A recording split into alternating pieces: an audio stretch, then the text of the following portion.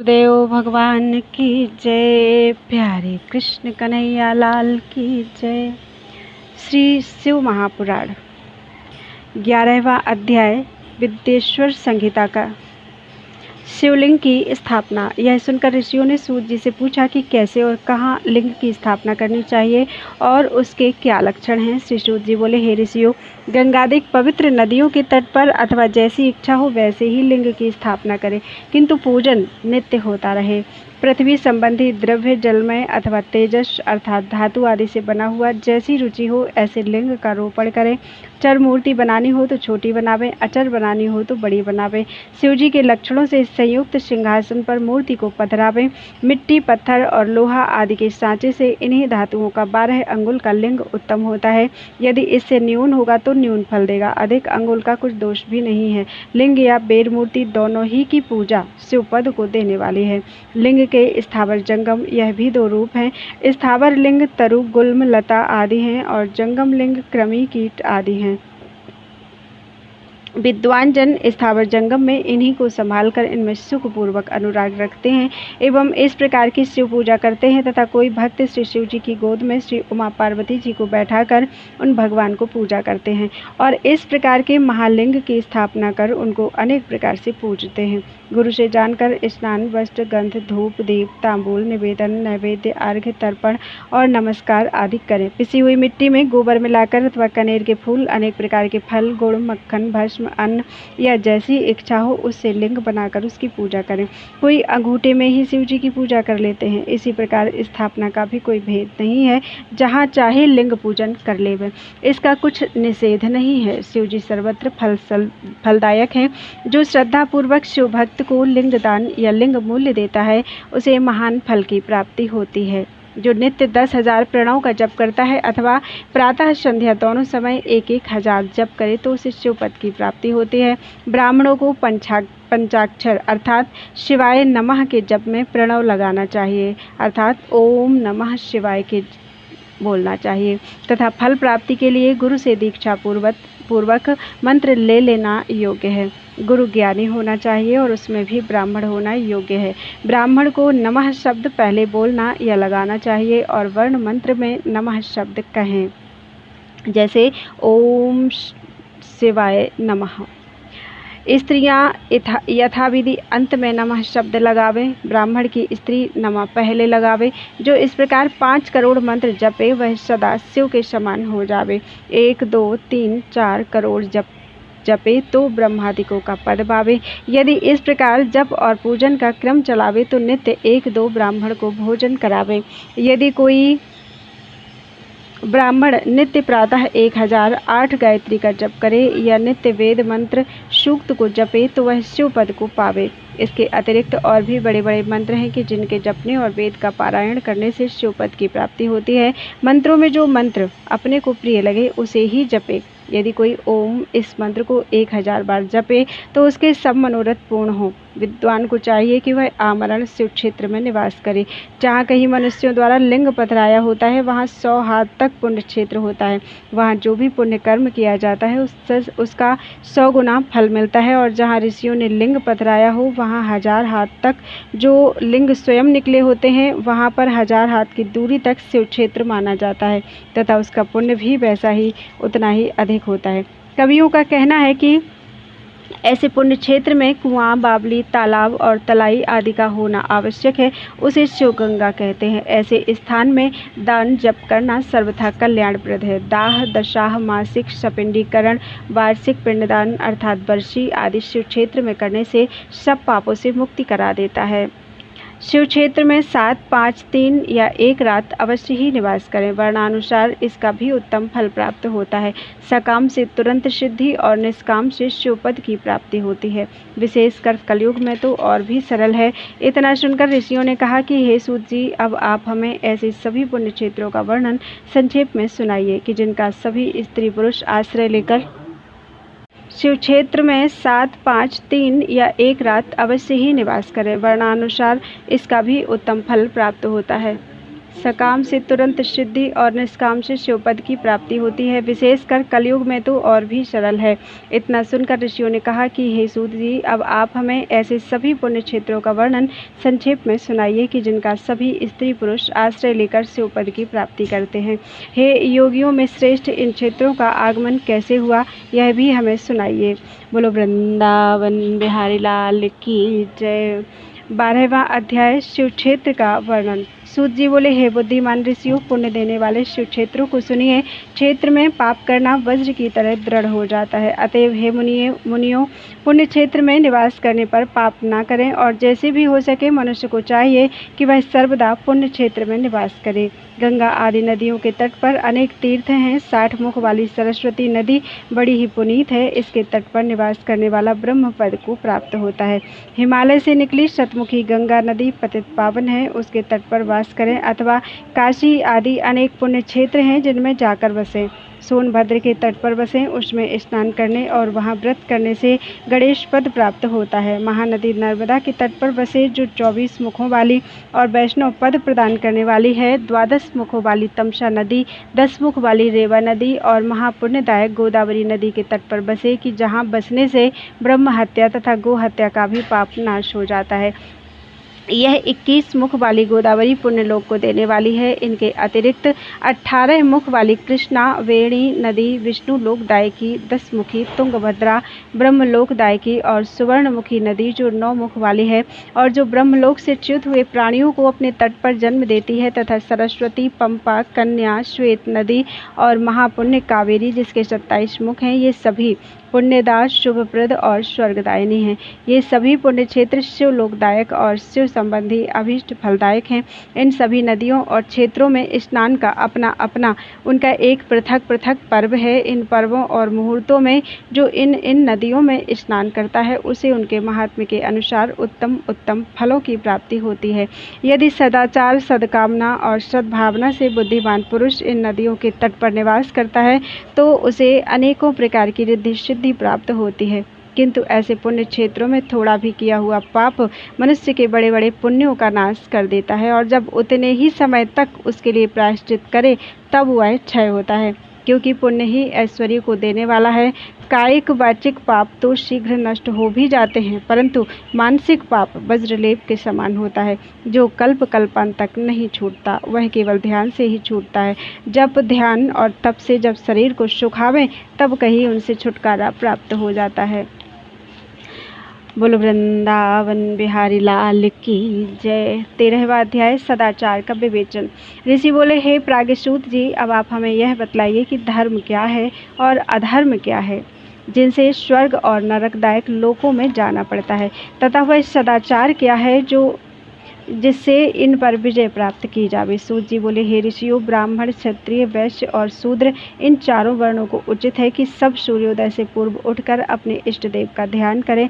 पूर्व दिशा की ओर मुख करके बैठने से उत्तम फल की प्राप्ति होती है। रात्रि का अंतिम प्रहर उषा कहलाता है। उसमें उठकर ब्राह्मण घर से दूर बाहर जाकर शौच आदि कर्मों से निवृत्त होकर दातौन करे और जल के देवताओं को नमस्कार कर स्नान करे। कंठ तक या कमर तक जल में खड़े होकर स्नान करना उत्तम है, परंतु ऐसा ना हो सके तो घुटनों तक जल में मंत्र से स्नान करें और उस तीर्थ के जल से वहाँ के तथा अपने इष्ट देवता आदि को तृप्त करें। फिर धोती पहनकर 5 प्रकार के कपड़े पहने। फिर गीले वस्त्र को बिना साबुन के धोवे और अपने पितरों को तृप्त करें। पश्चात आचमन कर संध्योपासन करे, गायत्री के मंत्र जपे और सूर्य को अर्घ्य देवे। प्रातःकाल सूर्यानुवाक से और संध्या में अग्नि अनुवाक से प्रोक्षण करें। संध्या समय पश्चिम की ओर मुख करके तथा प्रातः एवं मध्याह्न समय में अंगुलियों से तीर्थ देवता को जल देवें। फिर अंगुलियों के छिद्र से सूर्य भगवान को अस्त होता देखें और प्रदक्षिणा कर शुद्ध आचमन करें। संध्या हो जाने पर ही संध्या करनी योग्य है। नित्य प्रति जितना जाप करना हो उससे 100 गायत्री अधिक जपे। गायत्री जपने का यह प्रमाण है कि 10 दिन में 1 लाख गायत्री का जाप पूरा करें। इस प्रकार देवताओं को तृप्त करने से अर्थ की सिद्धि होती है। ब्राह्मण को उचित है कि वह नित्य 1000 गायत्री मंत्र का जप करे। सोहम भावना से जप करता हुआ जीव को परब्रह्म परमेश्वर से जोड़ देवे। इस प्रकार 1000 बार का जाप ब्रह्म पद और 100 का जप इंद्र पद देने वाला है तथा इससे कमती बढ़ती जप अपनी रक्षा के लिए ब्राह्मण योनि प्राप्त होने के लिए है। धर्म से अर्थ अर्थात धन और अर्थ से भोग और भोग से वैराग्य उत्पन्न होता है, परंतु विपरीत अधर्म से पैदा किए धन के उपभोग से मोह की प्राप्ति होती है। अतः धर्म 2 प्रकार का है, एक देह से, दूसरा धन से। यज्ञादिक धर्म होता है और शरीर से तीर्थ स्नान आदि धर्म होता है। धन से धर्म और तप से दिव्य रूप की प्राप्ति होती है, किंतु निष्काम कर्म से शुद्धि और उसके पश्चात ज्ञान होता है। सतयुग के प्रारंभ में तप की ही प्रशंसा थी, किंतु कलयुग में धन की प्रधानता है। सतयुग में ध्यान से ज्ञान की प्राप्ति होती है, त्रेता में तप से, द्वापर में भजन से, किंतु कलयुग में प्रतिमा पूजन से ज्ञान की उपलब्धि होती है। जो जैसा पाप पुण्य करता है उसे वैसा फल मिलता है। हिंसा ही अधर्म का रूप है तथा सुख ही धर्म का रूप है। अधर्म से दुख और धर्म से सुख मिलता है। यदि कोई उत्तम ब्राह्मण को 100 वर्ष तक वृत्ति अर्थात जीविका का खर्च देता है तो उसे ब्रह्मलोक प्राप्त होता है तथा 1000 चांद्रायण करने से भी ब्रह्मलोक की प्राप्ति होती है, क्योंकि जब तक जिसका जो अन्न खाता है तब तक वह जो कुछ आत्मविचार, कीर्तन, श्रवण आदि करता है उसका आधा फलदाता को पहुँचता है। इसी प्रकार लेने वाले को चाहिए कि वह जो चीज़ ले उसका अंश या सभी यथावसर दूसरों को दान करता रहे। वह तप करे या अन्य उचित साधनों से पाप संशोधन कर दे, अन्यथा वह रौरव नरक में पड़ता है। मनुष्य को चाहिए कि वह अपने प्राप्त किए धन का 3रा भाग दान करे। वह अपने धन का 3 भाग करे। नंबर 1, पहला भाग धर्म के लिए, दूसरा भाग वृद्धि के लिए और तीसरा नित्य नैमित्तिक काम्य कर्म के लिए। धर्म में चित्त को बढ़ावें, बचत का कोष नियत करें, किसी को पीड़ा ना हो और अपने थोड़े में निर्वाह करें। यदि कृषि से उत्पन्न किया धन हो तो पाप शुद्धि के लिए उसका 10वां भाग दान कर दें। शेष से धर्मपूर्वक अपना संसार चलावें, अन्यथा रौरव नरक में पड़ेगा या बुद्धि ही भ्रष्ट हो जाएगी या अन्न ही नहीं पैदा होगा। ऐसे ही व्यापार से पैदा किए हुए धन का 6ठा भाग दान कर देना चाहिए, क्योंकि अपने भोग की वृद्धि के लिए स्वयं बुलाकर दान देना अच्छा होता है। याचना करने वाले को यथाशक्ति सदैव दान दें और कभी ना ही ना करें, क्योंकि मांगने पर ना देने से जन्मांतर के लिए ऋणी हो जाता है। बुद्धिमान को उचित है कि वह दूसरों का दोष दूसरों से ना कहें, सुना और देखा दोष भी ना कहें, किसी को क्रोध उत्पन्न हो ऐसी भी बात ना कहें। प्रातः सायं दोनों समय संध्या और अग्निहोत्र करें। दोनों समय ना हो सके तो एक समय तो अवश्य करें। कभी ना बुझने वाली अजस्र अग्नि स्थापित करें अथवा केवल जप मात्र और सूर्यदेव की वंदना करें। बोलो वृंदावन बिहारी लाल की जय। 14वां अध्याय यज्ञ आदि का विवेचन। ऋषि बोले, हे महर्षि, अग्नि यज्ञ, देव यज्ञ, ब्रह्म यज्ञ, गुरु पूजा तथा ब्रह्म तृप्ति को क्रम से कहिए। सूत जी बोले, अग्नि में द्रव्युक्त हवन करना ही अग्नि यज्ञ है। हे ब्राह्मणों, यह अग्नि यज्ञ कई प्रकार का होता है। एक तो वह जो समिधा अग्नि में हवन की जाती है, दूसरी ब्रह्मचर्य अग्नि जिसमें ब्रह्मादिक का बाहुल्य होता है। जब तक विवाह नहीं होता तब तक वह ब्रह्मचारी है। जब विवाह हो जावे तो 2 समय अग्नि यज्ञ करे।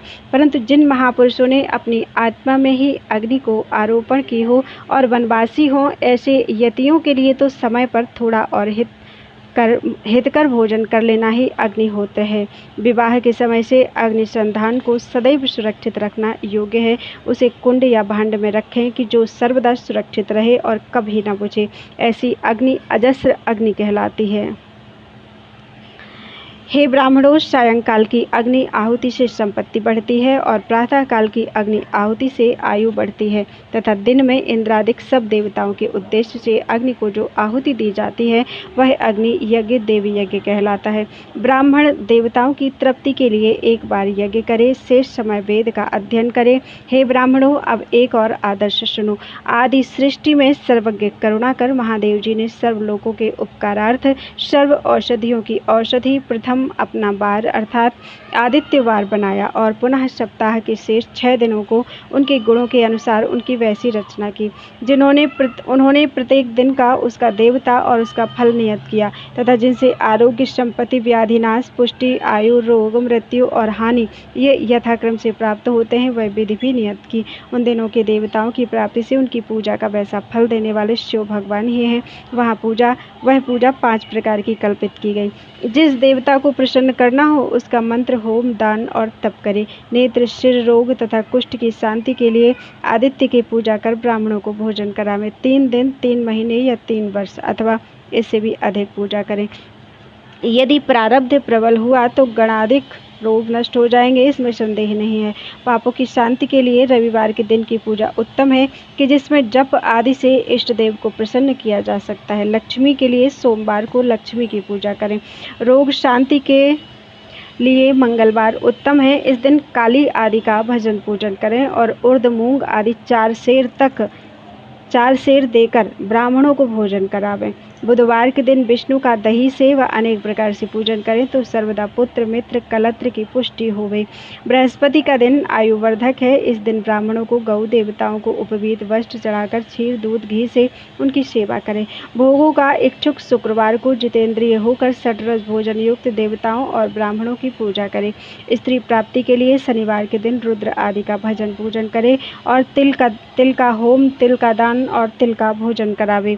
साथ ही उन दिनों के उन देवताओं की नित्य पूजा, स्नान, दान, जप, होम और तर्पण करता रहे। देश, काल, पात्र का विचार कर जो श्रद्धा सहित इन वारों के नियमों का पालन करता है उसे इस देवोपासन द्वारा सब कुछ प्राप्त हो जाता है। ब्राह्मणों को मंत्र पूर्वक और शूद्रों को मंत्र विधि से पूजन करना योग्य है। धनाभाव हो तो तप से देवताओं की उपासना करे, धनी हो तो धन से पूजा करे, परंतु जो कुछ करे श्रद्धा से करे। फिर तो उसके इस प्रकार करते रहने से समयानुसार उसे ज्ञान की प्राप्ति हो जाएगी। जो ब्राह्मण इस अध्याय को पढ़ेंगे और सुनेंगे, दूसरों को सुनाएंगे, उन्हें देव यज्ञ का फल प्राप्त होगा। बोलो वृंदावन बिहारी लाल की जय। 15वां अध्याय स्थान व काल का निरूपण।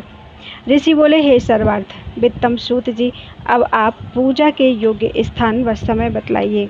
सूत जी बोले, देव यज्ञादि कर्मों में शुद्ध ग्रह बराबर फल देने वाला होता है। उससे 10 गुणा गोष्ठ अर्थात गऊओं को बांधने की जगह, उससे 10 गुणा जल का तट, उससे 10 गुणा बेल, तुलसी, पीपल की जड़, देवालय, तीर्थ का तट, नदी, तीर्थ नदी का तट, सप्तगंगा का तट जिसमें गंगा, गोदावरी, कावेरी, ताम्रपर्णी, सिंधु, सरयू, रेवा ये 7 नदियाँ सप्तगंगा कहलाती हैं। इनसे 10 गुणा फल समुद्र का तट और उससे 10 गुणा पर्वत की चोटी पर पूजन करने से होता है।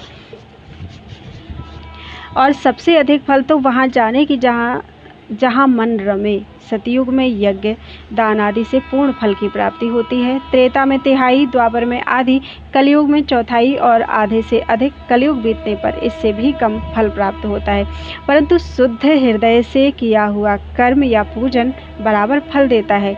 इससे 10 गुणा फल रवि संक्रांति के दिन, उससे 10 गुणा फल तुला और मेष की संक्रांति में तथा चंद्र ग्रहण में उससे भी 10 गुणा फल की प्राप्ति होती है तथा सूर्य ग्रहण में तो उससे भी 10 गुना फल की प्राप्ति होती है। क्योंकि यह उत्तम और पूर्ण काल है, इस समय जप आदि करना समयोचित होने से पुण्यदायक है और ऐसे समय सत्पुरुषों की संगति करने का फल करोड़ों सूर्यों के समान है। तपोनिष्ठ, ज्ञाननिष्ठ और योगी यति पूजा के पात्र हैं। ऐसे समय में जो इनकी पूजा करता है उसके पाप क्षय हो जाते हैं। फिर वह ब्राह्मण भी पूजा का पात्र है कि जिसने 24 लाख गायत्री का जप किया हो। वह संपूर्ण फल और भोग की दाता है। वह अपनी दाता की पापों से रक्षा करती है, इसी से वह गायत्री कहलाती। गायत्री के जप से शुद्ध हुआ ब्राह्मण शुद्ध है, वह सब प्रकार से योग्य पात्र है। नर नारी आदि जीव कोई भी हो जो भूखा हो वही अन्नदान का पात्र है। इच्छा वाले को देना ही अभीष्टदायक है। मांगने पर दिया तो आधा फल, सेवक को दिया तो चौथाई फल और यदि ब्राह्मण दीन हो तो उसे देने से 10 वर्ष का फल प्राप्त होता है। ब्राह्मण तो जाति से ब्राह्मण ही है। यदि ब्राह्मण वेद पाठी है, गायत्री के पाठ से युक्त है तो उसे दान देने से वैकुंठ की प्राप्ति होती है। शिव भक्त को दान देने से कैलाश की और सभी प्रकार के दान जिस उद्देश्य से दिए जाते हैं उससे उसी प्रकार के फल प्राप्त होते हैं।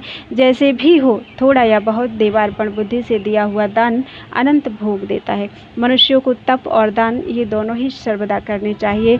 देवताओं की तृप्ति के लिए सभी भोग मिलते हैं।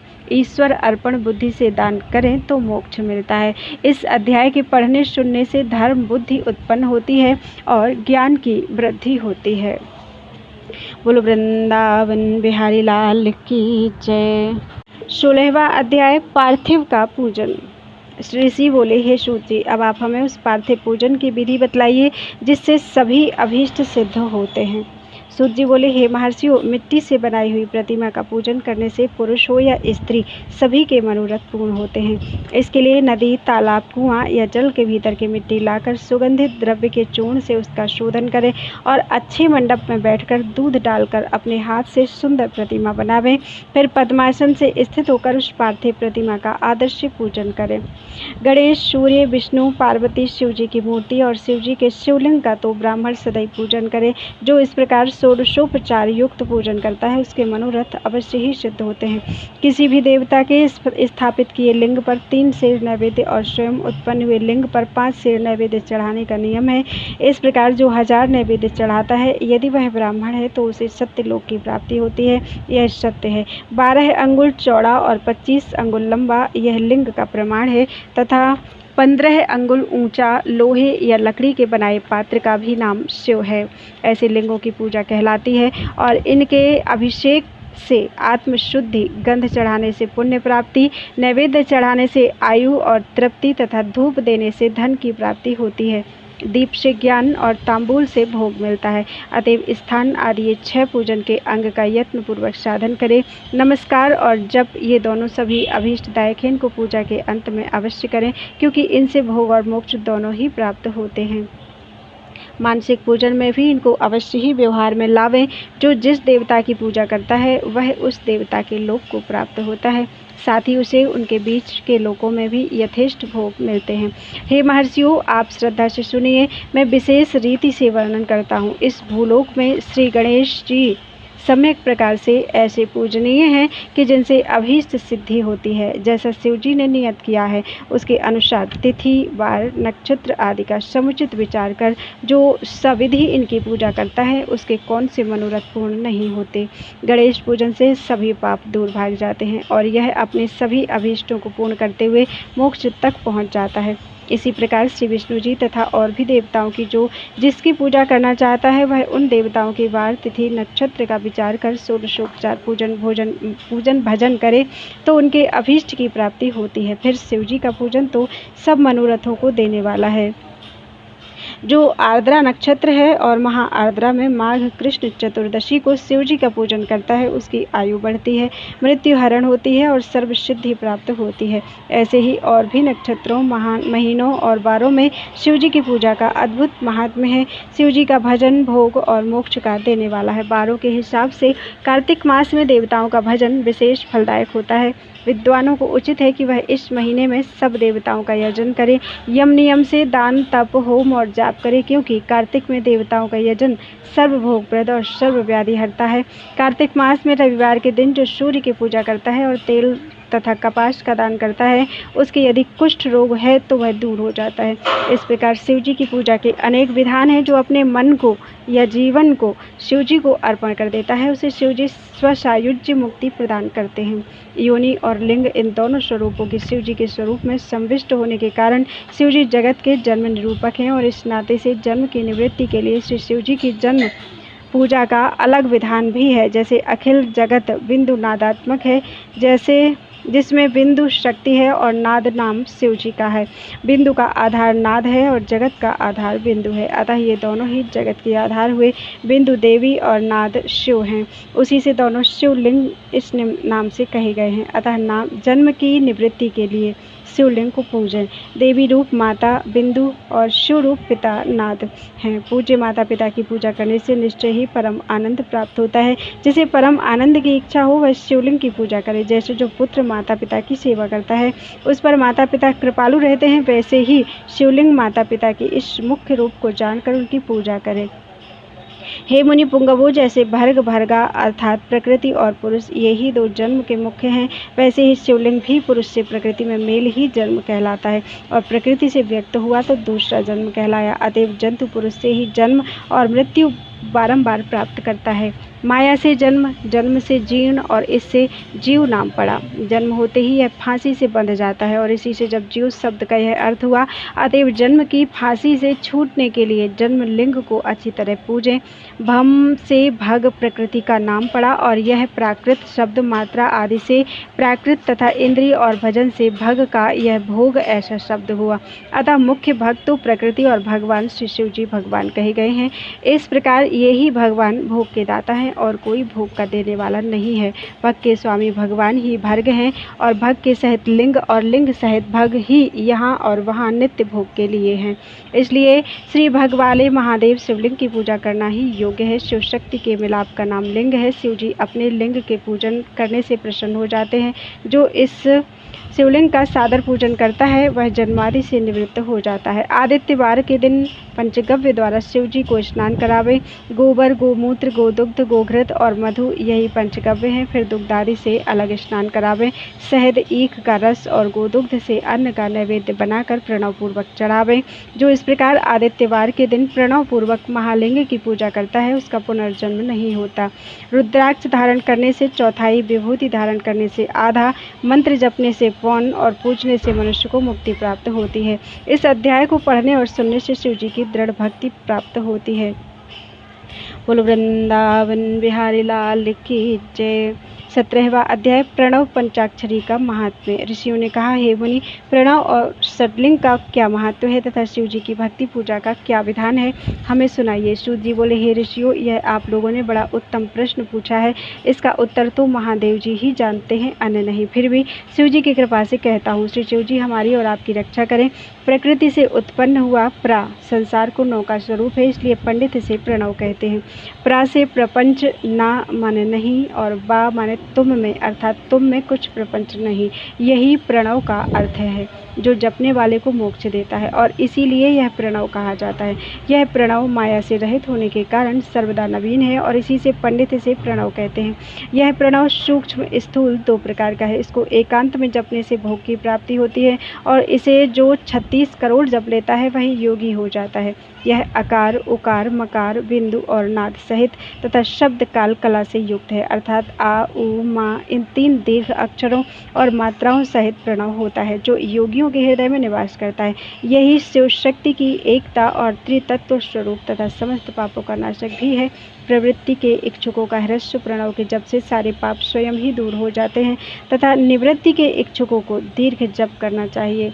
वेद के आदि में तथा दोनों समय की संध्या वंदन में सर्वप्रथम ओमकार का प्रयोग करना चाहिए। प्रणव के 9 करोड़ जप से पुरुष शुद्ध हो जाता है, फिर 9 करोड़ के जप से पृथ्वी का जप, फिर इतने ही जप से तेज का, इतने ही 9 करोड़ जप से वायु का और फिर 9 करोड़ से गंधादि का जप होता है। हे ब्राह्मणों, नित्य सहस्त्र मंत्र जप करने से ओमकार से प्रबुद्ध होकर शुद्ध योग को प्राप्त होता है। फिर जितेंद्रिय होकर जो 105 करोड़ प्रणव का जप करता है वह पंचावर्ण से बाहर शिवलोक को प्राप्त होता है, जहाँ राजमंडप, उत्तम नदी का स्थान और तप रूप वृषभ के दर्शन होते हैं। जहाँ नंदी का स्थान है उसके आगे के शिव वैभव को कोई नहीं जानता। वहाँ नंदिकेश्वर बाहर स्थित होकर पंचाक्षर मंत्र की उपासना करते हैं। महात्माओं का वाक्य है कि शिवलोक की जानकारी बिना शिव की कृपा के नहीं होती। जो ब्राह्मण और गुरु से प्राप्त कर शिव पंचाक्षरी का 5 लाख जप करता है उसकी आयु बढ़ती है। स्त्री स्त्रीत्व से छूट जाती है, क्षत्रिय क्षत्रियत्व से छूटकर ब्राह्मण हो जाता है और पुनः मुक्त हो जाता है। वैश्य वैश्यत्व से छूट क्षत्रिय हो जाता है और वह ब्राह्मण कहलाता है तथा शूद्र 25,000 जपे तो वह ब्राह्मण के समान शुद्ध हो जाता है, क्योंकि यह मंत्र शिव स्वरूप है और जो इसको धारण कर लेता है वह शिव स्वरूप हो जाता है। शिव भक्ति की यही महानता है कि जो जितना ही क्रम पूर्वक शिव मंत्र जपता है उसकी देह में उतनी ही सन्निकटता प्राप्त होती है, इसमें संदेह नहीं। शिव भक्त स्त्रियां देवी लिंग रूप हो जाती हैं और वे जितना मंत्र जपती हैं उनके शरीर में उतनी ही भगवती की समीपता प्राप्त होती है। शिव जी की पूजा से विद्वान को आनंद की प्राप्ति होती है। शिवलिंग की पूजा शिव शक्ति की पूजा है। जो भक्त भक्ति पूर्वक षोडशोपचार से युक्त पूजन करता है वह शिवरूप होकर शिव को प्राप्त हो जाता है। यह अध्याय वेद सम्मत है। जो इस अध्याय को पढ़ता है उस पर शिव जी की अद्भुत कृपा होती है और वह सिद्धियों को प्राप्त कर लेता है। बोलो वृंदावन बिहारी लाल की जय।